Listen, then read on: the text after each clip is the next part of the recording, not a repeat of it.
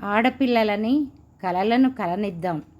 ఆడపిల్లలని కనటమే కాదు, వాళ్ళ కలలని కూడా మనం కాపాడదాం.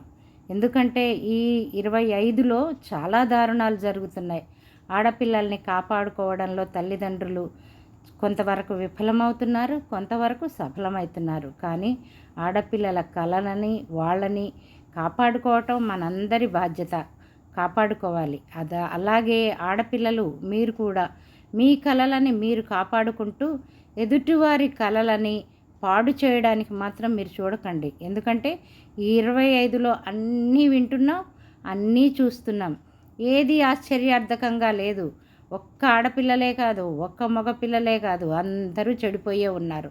దయచేసి మిమ్మల్ని మీరు శారీరకంగా ఆడపిల్లలు బలహీనులు కాబట్టి కాపాడుకోవడం అంతే. మీరు శారీరకంగా బలహీనులు, మానసికంగా చాలా బలవంతులు. మీ బలాన్ని కుటుంబాలు కాపాడటంలోకి వినియోగించండి. ఇది మా అభ్యర్థన.